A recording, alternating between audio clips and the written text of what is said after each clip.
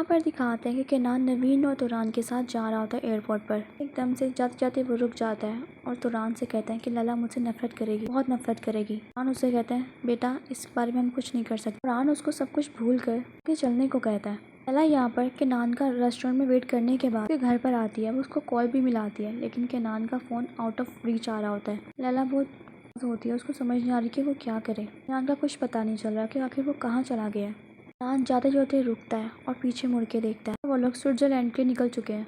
यहाँ पर new entry होती है, पास दिखा रहे हैं। यहाँ पर ये औरत है, इसका नाम है मुशर्रफ। अपने बेटे से कहती है कि तुम यहाँ पे बैठो बेटा, मैं वापस आती हूँ। अपने बेटे को बाहर बिठा के अंदर हॉस्पिटल में जाती है। फिर दिखाते हैं कि उसका बेटा दूसरी तरफ देखता है। जब वो वापस आती है तो उसका बेटा सामने नहीं होता। पूरे हॉस्पिटल में चीखती चिल्लाती है मेरा बेटा कहाँ चला गया है। सबसे पूछती है लेकिन किसी को भी उसके बेटे के बारे में कुछ पता नहीं होता। अपने बेटे को बहुत ढूंढने के बाद दिखाते हैं कि औरत रोना शुरू कर देती है। और ये रहा प्रेजेंट। औरत वही उसी हॉस्पिटल में आई होती है जहाँ उसका बेटा गुमा होता है। ये है उसके बेटे की तस्वीर। वो अपने बेटे को बड़े गौर से देख रही होती है। उसकी आंखों में बड़े आंसू होते हैं। कोई माफिया वाली औरत लग रही है, बहुत कोई पावरफुल सी।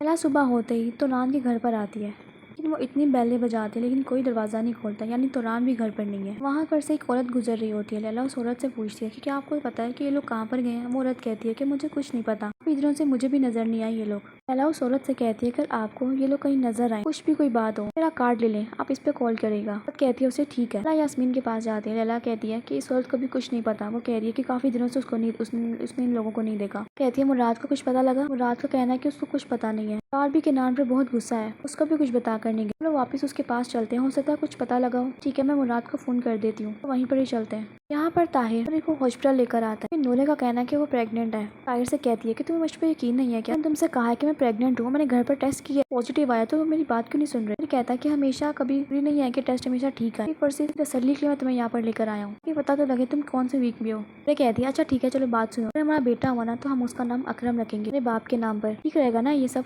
भाई कहता है हम इस बारे में बाद में बात करेंगे, पहले अंदर जाओ, जाके ब्लड टेस्ट देकर आओ। जाना नहीं चाह रही होती, बड़ी मुश्किल से ताहिर उसको अंदर भेजता है। फिर जब अंदर जाती है तो नर्स उसका ब्लड टेस्ट लेने लगती है। उसे कहती है प्लीज मेरी मदद करो, प्लीज, बाहर मेरा शोर है, कहो तो मेरी नकली रिपोर्ट बना दूं, होना चाहिए कि मैं प्रेग्नेंट हूँ। शोर से झूठ बोला है कि मैं प्रेग्नेंट हूँ, तो ये सच ना हुआ तो मेरा शोर मुझे जान से मार देगा। पागल है वो, मुझे रोज मारता है, मुझे बेल्टों से मारता है। आप पुलिस के पास क्यों नहीं जाती, आप यहाँ पर क्यों आई हैं? मुझे जान से मार देगा कि मैंने पुलिस के पास गई तो। अभी कुछ दिन पहले ही वो जेल से निकला है, 10 साल जेल में रहा है वो, आदमी को शूट करने के जुर्म में। नूरे नर्स से कहती है तुम मेरी मदद करो, मैं तुम्हें पैसों में नहला दूंगी। नूरे उसको पैसे निकाल कर देती है। नर्स कहती है क्या तुम जैसे मेरे पे स्प्रिंकल करोगी? नूरे उसको बहुत थोड़े से पैसे देती है कि उसे कहती है सॉरी मैं आपका काम नहीं कर सकती, मैंने ऐसा कुछ किया तो मुझे मेरी नौकरी चले जाएगी, मैं पकड़ी जाऊंगी, तो बस अब कोई चारा नहीं होता ब्लड टेस्ट कराने के लिए। अल्लाह कहती है कि क्या तुम्हें कुछ पता लगा? पता तो बता दो हमें। राज कहता है मुझे कुछ नहीं पता, मुझे कुछ नहीं बताया उसने जाने से पहले। आखिर कोई इंसान ऐसे कैसे जा सकती? कल ही उसने मुझे प्रपोज किया, वो गायब है। उसने प्रपोज किया? हाँ, तुम्हें नहीं पता इस बारे में? यास्मीन कहती है कि वैसे वो कैसे कर सकता है, मुझे बता कर तो जा। रात रेस्टोरेंट में उसका वेट करती रही हूँ, नहीं आया तो मैंने सारे हॉस्पिटल हर जगह उसको देखा लेकिन वो कहीं पर भी नहीं मिला मुझे। हाँ तो रान सर कोई भी नहीं, कोई अपने घर पर नहीं है। क्या हो रहा है? मैं खुद इस पे बहुत गुस्सा हूँ,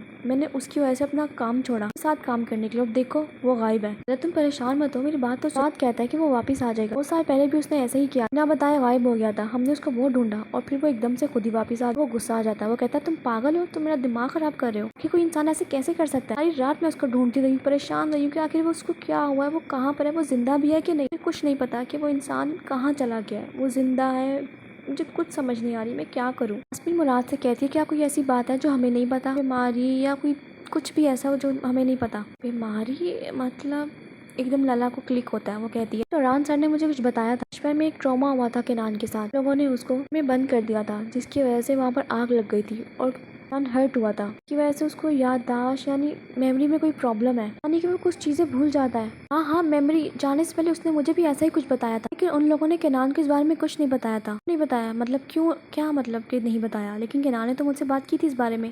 पता नहीं सब कुछ क्या हो रहा है, मुझे कुछ समझ में नहीं आ रहा। हो सकता है यही कोई वजह हो, हमें ऐसे बारे में कुछ सोचना नहीं चाहिए। हाँ लैला हमें कुछ भी सोचना नहीं चाहिए, कुछ भी गलत। केनान कुछ देर में वापस आ जाएगा, मुझे यकीन है, तुम परेशान मत हो, देखो सब कुछ ठीक हो जाएगा। वो टेस्ट के बाद वापस आती है रूम से, उसका रिपोर्ट भी आ जाती है। कुछ जब वो नर्स रिपोर्ट देती है घबरा जाती है, उसको कुछ बताने की कोशिश करती है, ताहिर मुझे प्लीज मेरी बात सुनो। कहता है ये तो पॉजिटिव है। तो कहती है क्या पॉजिटिव है?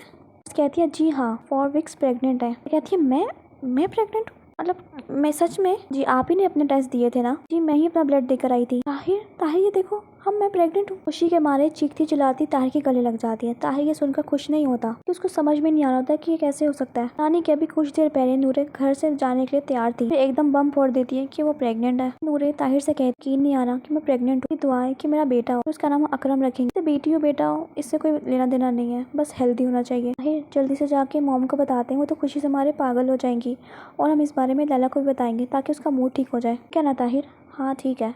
यहाँ पर ये लोग घर आते हैं। घर आती वो चीखने लगती है, मॉम मैं प्रेग्नेंट हूँ, आप दादी बनने वाली हैं? सच में?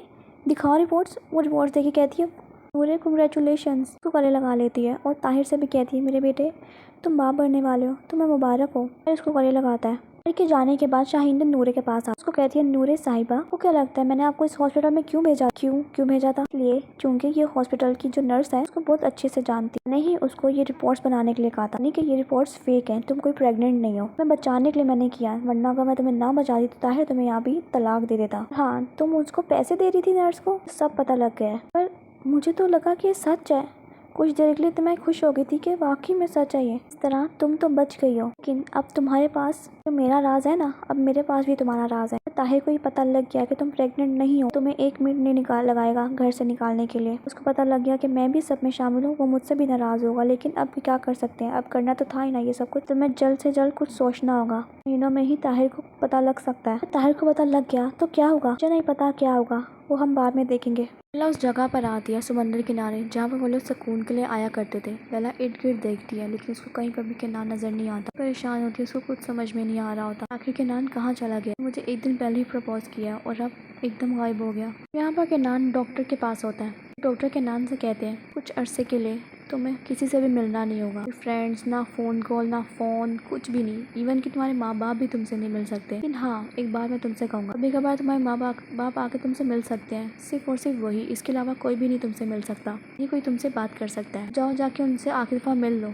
फिर तुम्हारा जो शुरू होगा। मेरी बहुत तफसील से बात हुई है तुम्हारे डॉक्टर से, वो बहुत काबिल है, देखना तुम बहुत जल्दी ठीक हो जाओगे। उनके पास आता है, उससे कहता है कि मैं आप लोगों को मिलना नहीं चाहती, सिर्फ आखिरी दफ़ा आप लोगों से मिल रहा हूँ मैं। जान कहता है ऐसा क्यों कह रहे हो बेटा, तुम्हारे माँ बाप है, तुम्हारे बेटे हो, एक फैमिली है। जान कहता है कि मेरे कोई माँ बाप नहीं है और मैं आपका बेटा नहीं हूँ और मैं ना ही मेरी कोई फैमिली। बेटा ऐसे मत बोलो, हमने जो कुछ भी किया सिर्फ तुम्हारे प्यार में, लोगों ने मेरे प्यार में नहीं किया बल्कि आप लोगों ने सेल्फिश किया। आप लोग सेल्फिश हो गए थे बेटे के लिए। मैं तुमसे प्यार करती बहुत ज़्यादा, पर उस दिन यानी कि मिस्टर तो ना लेकर आते और किसी और को लेकर आते, आप उसको भी प्यार करते नहीं, कि सिर्फ आप लोग मुझसे ही प्यार करते। किनान को गले लगा लेता है, उससे कहता है बेटा जो भी है तुम जो मर्जी कहो, हम तुम्हारे माँ बाप, आप मेरे माँ बाप नहीं और ना ही मेरी कोई फैमिली है और मैं आप लोगों से यहाँ पर आखिरी बार मिल रहा हूँ। उन्हें जो कुछ भी किया मेरे साथ बहुत गलत किया, जैसे मेरी पहचान छुपाई, मेरी असलियत छीन ली, सब कुछ तो छीन लिया आप लोगों ने मेरे से, और आप लोग मुझसे क्या तवक्को करते हैं। बेटा जो भी है प्लीज़ ऐसे बातें मत करो, प्लीज़ तुम्हारे घर में भीख मांगती हूँ, ऐसे बात मत करो, तुम मेरे बेटे हो, मेरे बेटे ही रहो, मैं आपका बेटा नहीं हूँ और मैं आपको ये आखिरी दफ़ा बता रहा हूँ। नवीन को अपने पास से दूर करता है, जाते उससे कहता है हाँ लैला आप लोगों से मेरे बारे में पूछेगी तो कह देना कि मेरे लिए इंतजार मत करे। ये कहकर वो वहाँ से चला जाता है। मैं अपने रूम में आकर अपना फ़ोन चालू करता है, वहाँ पर बहुत कॉल्स और मिस कॉल्स आई होती है, सबको देख रहा होता है कि इतने में डॉक्टर आ जाता है। किनान से वो कहता है तुम ये मोबाइल नहीं रख सकते हो, मोबाइल एम्प्लॉयज़ को देना होगा, जिस दौरान तुम्हारा प्रोसीजर हो रहा है तुम किसी से ना बात कर सकते हो ना उनसे मिल सकते हो, तुम्हारे लिए ही बेहतर होगा। पर लैला मैं सिर्फ उसकी यहाँ पर तस्वीरें देखता हूँ, मैं उससे बात नहीं कर रहा हूँ। नहीं कर सकते हो, हर चीज़ भूलनी होगी। सोचो अगर तुम्हारा प्रोसीजर हो रहा हो, गारंटी नहीं दे सकते कि दुआन वापस आएगा या नहीं। तो अगर तुम लैला से मिल रहे हो तो तुम सोचो कितना खतरनाक है ये सब कुछ। लैला को मुझसे नफरत करने लगेगी। हाँ तुम्हारे लिए यही बेहतर है कि तुम एक नई शुरुआत करो। वैसे भी ट्रीटमेंट के दौरान तुम्हें हैवी डोसेज दी जाएगी, हैवी ड्रग्स दिए जाएंगे, इससे तुम्हारा दिमाग काबू में नहीं रहेगा और ना ही तुम्हें कुछ याद रहेगा। इससे अच्छा है कि तुम किसी से बात करो, तुम सब कुछ छोड़ दो और अपना ट्रीटमेंट शुरू करवाओ। ट्रीटमेंट के बाद तो तुमने वापस ही जाना है, लेकिन इस दौरान बहुत ज़रूरी है कि तुम हर किसी से दूर रहो और ख़ास तौर पर लैला से। तो डॉक्टर उठकर जाने लगता है कि इतने में किनान उसे रोकता है, उसे कहता है कि क्या ये दुआन किसने कोई गलत काम तो नहीं किया, ये तो मैं नहीं जानता हूँ, कुछ कह भी नहीं सकता हूँ। फिर दिखाता है कि डॉक्टर के जाने के बाद किनान वापस आकर अपने बेड पर बैठता है और अपने बैग में से कुछ निकालता है, एक मोबाइल निकालता है और एक बुक में लैला की तस्वीर होती है। वो लैला की तस्वीर को निकाल कर देखकर खुश होता है। वो उसको देखता रहता है बैठ के। लैला की तस्वीर देखते कभी खुश होता है तो कभी उदास हो जाता है। इन तौरान से कहती है क्या होगा अब पता लग गया कि हम उसके असल माँ बाप नहीं है, कि नाम मुझसे दूर हो गया तो मैं बर्दाश्त नहीं कर सकूंगी। के दौरान कुछ करो, मैं क्या करूँ समझ नहीं आ रहा, हमारा बेटा हमसे नफरत करने लगा है। फिक्र मत करो नवीन, अभी उसका ट्रीटमेंट होने दो, ये बाकी सब कुछ हम बाद में देखेंगे। पर दिखाते हैं ये कोई आ रहा होता है, ये कोई माफिया का घर लग रहा है, बड़े गार्ड्स वगैरह, बहुत हाई सिक्योरिटी होती है। रही मुशर्रफ, वो जो हॉस्पिटल वाली औरत थी, वो मुस्तफ़ा नामी शख्स इससे मिलने आता है। ये कोई इन्वेस्टिगेटर होता है। तरफ से कहता है कि आपने बताया था आपका बेटा खो गया, साल पहले खोया था, 20 साल पहले। शोर ने मरने से पहले उसको बहुत ढूंढने की कोशिश की, उनको कुछ पता भी लगा था, उसको किसी ऑर्फनेज में दे दिया गया था। इसके अलावा उन लोगों को कुछ पता नहीं लगा। मेरे शोर ने बहुत हिम्मत, बहुत ज़्यादा कोशिश की मेरे बेटे को ढूंढने की, लेकिन मरने से पहले तक उन्हें कुछ पता नहीं लगा। वो मुझे कुछ बताते ही नहीं थे, कहीं ये मैं उम्मीद ना बांध बैठूं। उनके मरने के बाद उन्होंने मुझसे कहा कि मैं अपने बेटे को नहीं ढूंढ सकता। मुस्तफ़ा कहते हैं कि क्या आपके बेटी की कोई तस्वीर है? वो कहती है हाँ, मैं ला कर देती हूँ। वो उठती है और एक बॉक्स में से अपने बेटे की तस्वीर निकालती है। वो उस तस्वीर को लाकर मुस्तफ़ा को देती है, यानी इन्वेस्टिगेटर को देती है। कहती है सिर्फ एक यही निशानी है मेरे बेटे की, एक यही तस्वीर है मेरे पास। आदमी उस बच्चे की तस्वीर देखने के बाद कहता है कि क्या इसके अलावा और कुछ है? बट कहती है नहीं, इसके अलावा और कुछ नहीं है। आदमी कहता है ये काम में बहुत देर लग सकती है और बहुत पैसा भी लग सकता है। तरफ कहती है ठीक है, कोई बात नहीं, देर लगेगी तो कोई बात नहीं, इतना पैसा लगता है लगने दो। बस मेरे बेटे के बारे में एक छोटी से छोटी भी मुझे अगर कोई खबर ला दोगे ना, तो मैं तुम्हें पैसों में तोल दूंगी। जौन सा घर चाहिए तुम वो ले सकते हो, जौन सी गाड़ी चाहिए वो ले सकते हो, जौन सा मेंशन चाहिए वो तुम ले सकते हो, और सिर्फ मुझे मेरा बेटा चाहिए, उसके बारे में पता चाहिए मुझे, क्योंकि मेरे शोहर को मरने के बाद सुकून मिले, कि बेटे को ढूंढ सकूं। खुद मरने से पहले अपने बेटे को एक दफ़ा आखिरी दफ़ा देखना चाहती हूँ। तुम्हें जो भी कुछ लगे तुम वो करो, मुझे मेरा बेटा चाहिए। आदमी उसे कहता है कि आप फिक्र मत करें, मैं पूरी कोशिश करूंगा। हाँ, तुम पूरी कोशिश करो। अभी भी अपने बेटे की खुशबू याद है, मैं उसको अभी भी अपनी खुशबू से पहचान सकती हूँ। क्या मैं समझ गया, बाकी आप सब मुझ पे छोड़ दें। कॉल आती है, लैला भागी कॉल उठाती है तो इंस्पेक्टर रफीक होता है। इंस्पेक्टर रफीक कहता है कि केनान सर के बारे में पता लगा, एक दोस्त पुलिस ऑफिसर पोर्ट पर है और उसी से ही मुझे पता लगा है कि वो लोग स्विट्जरलैंड के लिए निकले, केनान और उनकी फैमिली, तीनों लोग। क्या? फ़ोन बंद करती। यास्मीन पूछती है क्या हुआ, केनान के बारे में कुछ पता लगा? बताओ लैला। केनान अपनी फैमिली के साथ स्विट्जरलैंड में गया। कहती है उफ शुक्र है, उसके बारे में कुछ पता तो लगा कि वो जिंदा है। उसने ये सब कुछ प्लान के साथ किया। उसने मुझे डिनर पे बुलाया। डिनर के बाद उसने प्लेन की टिकट भी खरीदी हुई थी, वीज़ा, हर चीज़ उसका तैयार था, और उसने सिर्फ मुझे मिलने के बुलाया। मुझे बिना कुछ बताए वो स्विट्जरलैंड चला गया।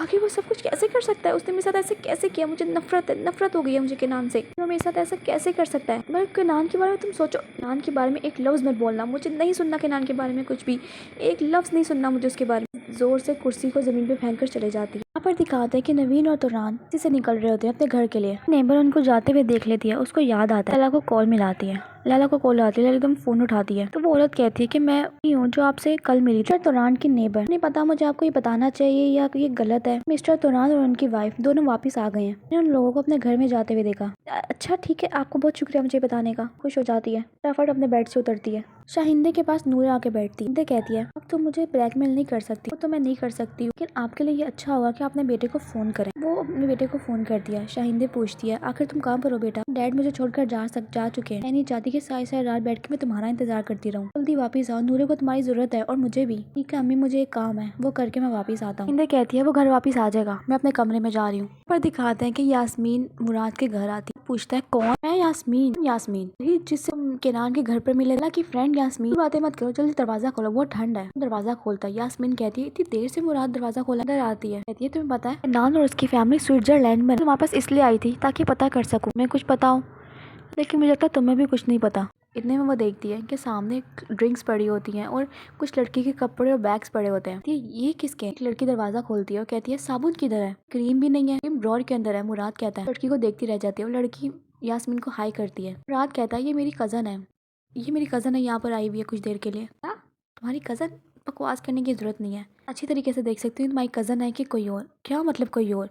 मेरी कज़न है, तुम्हें समझ क्यों नहीं आती? यास्मीन वहाँ से चली जाती है गुस्से में। बाद उसके पीछे पीछे जाते हैं। वो उसे कहती है मुझे रोकने की जरूरत नहीं है, निहाई घटिया इंसान हो। मैं पता नहीं तुम्हारे पास क्या सोच कर आई थी, तुम तो हर एक लड़की के साथ फ्लर्ट करते हो, तो मैं कैसे मान लूँ कि तुम्हारी ये कज़न है, कोई और नहीं। मेरी कज़न है, तुम्हें समझ क्यों नहीं आ रही? तुमसे कोई प्यार नहीं है और ना ही हमारा कोई रिलेशनशिप है, तो और ना ही मुझे कोई फ़र्क पड़ता है। तुम चाहे जो मर्जी करो, जिस मर्जी से मिलो, जिस मर्जी के पास जाओ, मुझे कोई फ़र्क नहीं पड़ता। और हाँ, आज की बात मुझे कॉल करने की ज़रूरत नहीं है और ना ही मुझे कोई मैसेज करने की ज़रूरत नहीं है, समझे? मुझे कोई कॉल और मैसेज करने की कोई ज़रूरत नहीं है, समझे? तुम मुझे कभी बात मत करना मेरे से। रात कहता है हाँ नहीं करूँगा कोई कॉल। आते हैं, यास्मीन वहाँ से चले जाती है गुस्से में। तुरान और नवीन जब घर पे आते, नवीन से कहता है मुझे समझ नहीं आ रही, सुबह लैला से कोर्ट में मिलूंगा, आखिर मैं उस बच्ची से क्या कहूँगा, आखिर क्या कहूँगा मैं उसको। वही बेल बजती है, दिखाते हैं कि तुरान दरवाजा खोलने जाता है और नवीन भी उसके पीछे पीछे आती है। आते हैं कि जब वो दरवाजा खोलता है तो सामने उसके लैला खड़ी होती है। लैला उससे कहती है मिस्टर तुरान, और इतने में ही एपिसोड खत्म हो जाती है। और फिर मिलते हैं नेक्स्ट एपिसोड में। Bye bye.